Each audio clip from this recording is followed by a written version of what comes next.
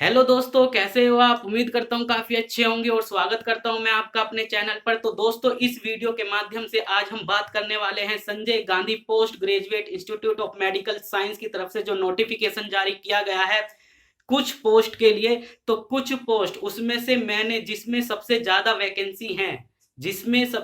Vacancy हैं उनके बारे में इस वीडियो में हम बात करेंगे। तो कौन सी दो पोस्ट मैंने उठाई हैं, तो सिस्टर ग्रेड 2 यानी स्टाफ नर्स और लैब टेक्नोलॉजिस्ट। तो इसके बारे में हम डिटेल से बातें करेंगे। मैं आपको बताऊंगा कि इस फॉर्म को अप्लाई करने के लिए आपसे क्या एजुकेशनल क्वालिफिकेशन मांगा गया है, सिलेक्शन प्रोसेस क्या होने वाला है, एग्जाम पैटर्न क्या रहने वाला है, नेगेटिव मार्किंग है या नहीं है, एक से ज्यादा फॉर्म अप्लाई कर सकते हैं या नहीं कर सकते हैं। तो इन सभी पर हम डिटेल से और खुलकर बातें करेंगे। तो दोस्तों, सबसे पहले बात करते हैं कि जो आपके ऑनलाइन रजिस्ट्रेशन स्टार्ट हो रहे हैं वो कब से स्टार्ट हो रहे हैं। तो ऑनलाइन रजिस्ट्रेशन आपके जो स्टार्ट हो रहे हैं वो हो रहे हैं 28/2/2022। 28/2/2022 से ऑनलाइन रजिस्ट्रेशन आपके स्टार्ट हो रहे हैं और जो लास्ट डेट है इनकी वो है 21/3/2022। 21/3/2022। अगर मैं बात करूं एप्लीकेशन फीस क्या रखी गई है, एप्लीकेशन फीस क्या रखी गई है, अगर बात करें जनरल कैटेगरी की, ओबीसी कैटेगरी की और ईडब्ल्यूएस कैटेगरी की, तो इनके लिए जो फीस रखी गई है वो रखी गई है 1180 रुपए।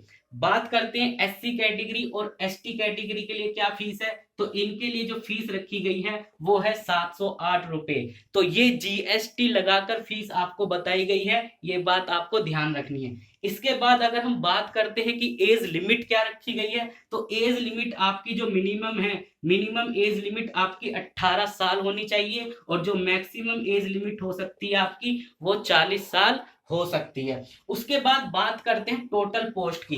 तो ये जो टोटल पोस्ट है ये मैं आपको बता देता हूं, सिस्टर ग्रेड 2 स्टाफ नर्स के लिए है। सिस्टर ग्रेड 2 स्टाफ नर्स की जो टोटल पोस्ट है वो कितनी है, 252 पोस्ट हैं। कितनी पोस्ट है, 252 पोस्ट हैं। अगर मैं जनरल की बात करूं तो 115 पोस्ट है, ईडब्ल्यूएस की बात करूं तो 14 पोस्ट है, एससी की बात करूं तो 8 पोस्ट है, एसटी की बात करूं तो 1 पोस्ट है और ओबीसी कैटेगरी वालों की बात करूं तो 42 पोस्ट सामने निकलकर आई हैं। इसके बाद बात करते हैं पे स्केल। तो पे स्केल जो आपका रखा गया है स्टाफ नर्स के लिए वो लेवल 7 है। पे स्केल जो होगा इसमें आपका वो लेवल 7 का होगा। अब बात करते हैं एजुकेशनल क्वालिफिकेशन के बारे में। तो बात ध्यान से सुनना। तो आपके पास बीएससी नर्सिंग होना चाहिए। क्या होना चाहिए, बीएससी नर्सिंग आपके पास होना चाहिए। बात क्लियर। बीएससी नर्सिंग अगर आपके पास नहीं है, बीएससी नर्सिंग अगर आपके पास नहीं है तो आपके पास डिप्लोमा होना चाहिए इन जीएनएम में। डिप्लोमा होना चाहिए आपके पास जीएनएम में। अगर आपके पास बीएससी नर्सिंग नहीं है तो आपके पास डिप्लोमा होना चाहिए किसमें, जीएनएम में। तो वो स्टूडेंट भी इसमें अप्लाई कर सकते हैं, लेकिन एक कंडीशन है, आपको 2 साल का एक्सपीरियंस होना चाहिए। किस हॉस्पिटल में, ऐसे हॉस्पिटल में जिसमें कम से कम 50 बेड हों। बात क्लियर हो गई। ये जो एक्सपीरियंस मांगा गया है, एक्सपीरियंस जो मांगा गया है ये डिप्लोमा वालों के लिए मांगा गया है, जिन्होंने डिप्लोमा किया है डिप्लोमा किया है जीएनएम में, उनके लिए एक्सपीरियंस होना जरूरी है। उनको एक्सपीरियंस होना जरूरी है किसी हॉस्पिटल में, लेकिन उसमें मिनिमम 50 बेड होने चाहिए। और जिन्होंने बीएससी नर्सिंग की हुई है उनको एक्सपीरियंस की जरूरत नहीं है, वो फॉर्म अप्लाई कर सकते हैं।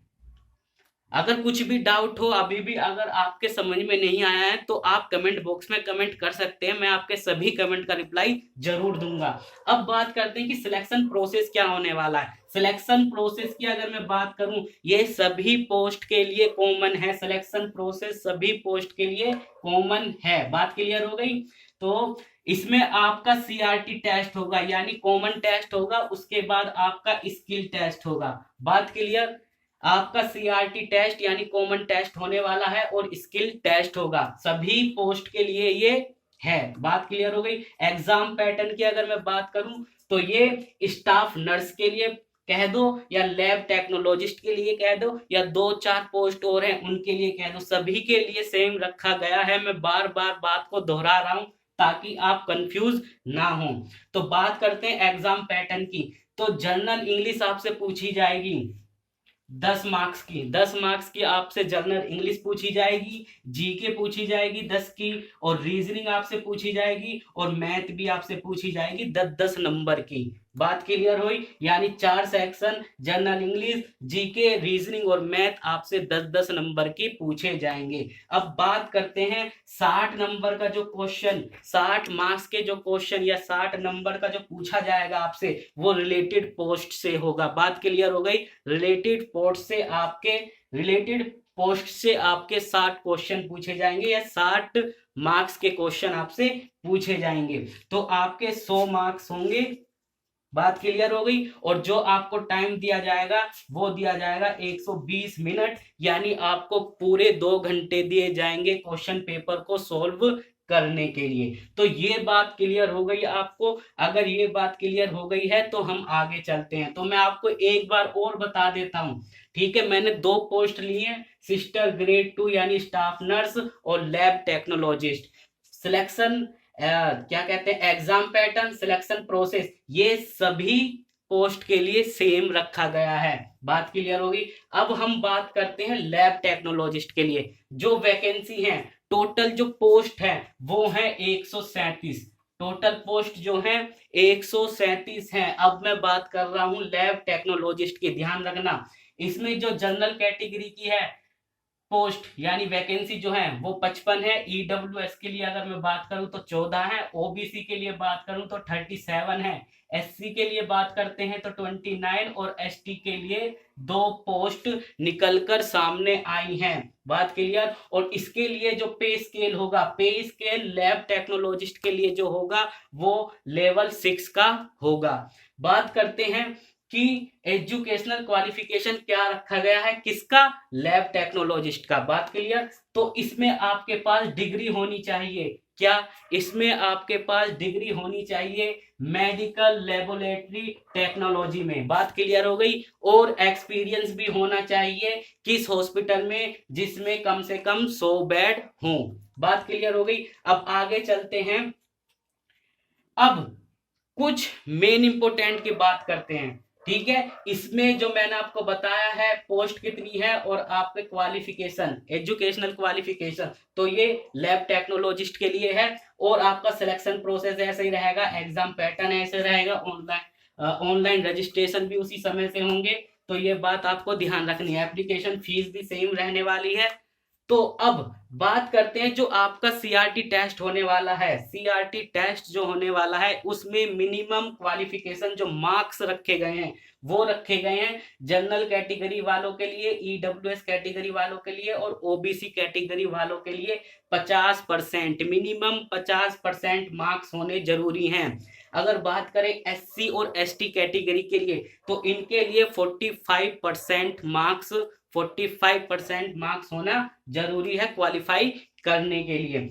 एक बात और, ये मोस्ट इंपोर्टेंट बात है, ध्यान से सुनना। ये फॉर्म 2016-2017 यानी 2016-17 में निकले थे, 2018-19 में भी निकले थे, तो उसके बाद अब निकले हैं 2022 में। तो जिन्होंने इस यानी 2016, 17, 18, 19 के बीच में जब फॉर्म आए थे तब फिल किया था और उनको अपनी आईडी पता है तो उन्हें फीस जमा करने की जरूरत नहीं है, वो अपनी आईडी से लॉगिन कर सकते हैं। एक बार मैं आपको बता देता हूं, ये फॉर्म 2016-17, 2018-19 में भी निकला था, ठीक है? वैकेंसी आई थी लेकिन एग्जाम नहीं हुआ, तो उनके लिए नोटिफिकेशन में मेंशन किया गया है अगर आपको अपनी आईडी पता है तो आप उससे लॉगिन कर सकते हो, आपको फीस देने की जरूरत नहीं है। बात क्लियर हो गई? अब बात करते हैं कि एक से ज्यादा पोस्ट के लिए अप्लाई कर सकते हैं। जी हाँ, एक से ज्यादा पोस्ट के लिए अप्लाई कर सकते हैं,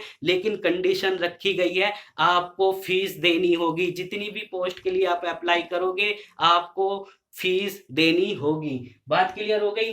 अब बात करते हैं कि आपका जब ऑनलाइन फॉर्म आप फिल करोगे तो आपको 3 सेंटर सेलेक्ट करने होंगे, एग्जाम सेंटर, ठीक? उसके बाद मेन दूसरी मोस्ट इंपोर्टेंट 1 जनवरी 2022, 1 जनवरी 2022 जो भी एजुकेशनल क्वालिफिकेशन मांगी गई है, जो भी एजुकेशनल क्वालिफिकेशन मांगी गई है वो आपकी कंप्लीट होनी चाहिए 1 जनवरी 2022 से पहले। बात क्लियर? 1 जनवरी 2022 से आपकी एजुकेशनल क्वालिफिकेशन कंप्लीट होनी चाहिए। उसके बाद बात करते हैं कि नेगेटिव मार्किंग है। जी हाँ, नेगेटिव मार्किंग है। इसमें जो आपकी नेगेटिव मार्किंग होगी वो 1/3 होने वाली है। तो दोस्तों उम्मीद करता हूं मैंने आपके सभी डाउट क्लियर कर दिए होंगे। अगर फिर भी कोई डाउट रह गया हो तो आप कमेंट बॉक्स में कमेंट कर सकते हैं, मैं आपके सभी कमेंट का रिप्लाई आपको जरूर दूंगा। दोस्तों अगर वीडियो पसंद आई हो तो वीडियो को लाइक करना और चैनल को सब्सक्राइब करना। तो दोस्तों मिलते हैं नेक्स्ट वीडियो में।